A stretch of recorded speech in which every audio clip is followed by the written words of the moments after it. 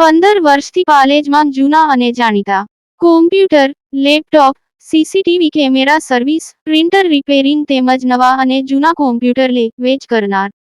Admission form તેમજ તમામ સરકારી ફોર્મ ઓનલાઈન ભરી આપવામાં આવશે. ધણસા ગામ નજીક ટ્રક અને બાઇક વચ્ચે અકસ્માત સર્જાયો. ઇજાગ્રસ્ત બાઇક ચાલકને સારવાર અર્થે હોસ્પિટલ ખસેડવામાં આવ્યો હતો.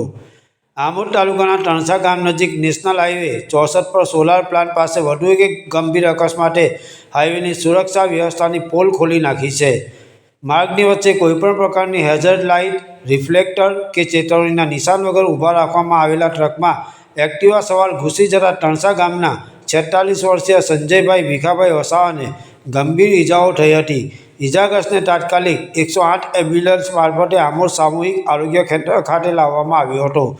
તેમની હાલત ગંભીર હોવાથી પ્રાથમિક સારવાર બાદ વધુ સારવાર માટે ભરૂચ સિવિલ હોસ્પિટલ ખાતે ખસેડાયો હતો. સૌથી મોટો પ્રશ્ન એ છે કે માર્ગની વચ્ચે કોઈપણ પ્રકારની સુરક્ષા વ્યવસ્થા વગર ટ્રકો ઊભા રાખવાની હિંમત આવા બેદરકાર ચાલકોને કોણ આપે છે? શું માનવ જીવનની કોઈ કિંમત જ નથી? આવી બેદરકારી દરરોજ નિર્દોષ લોકોના જીવ જોખમમાં મૂકી રહી છે તેવી લોકમુખે ચર્ચાઓ ચાલી રહી છે. ઘટનાની જાણ થતાં જ પરિવારજનો આમોદ સામૂહિક આરોગ્ય કેન્દ્ર ખાતે દોડી આવ્યા હતા. અકસ્માત સંદર્ભે આમોદ પોલીસે ગુનો નોંધી વધુ તપાસ હાથ ધરી છે. પાલેજ ટાઈમ્સ, ભરૂચ.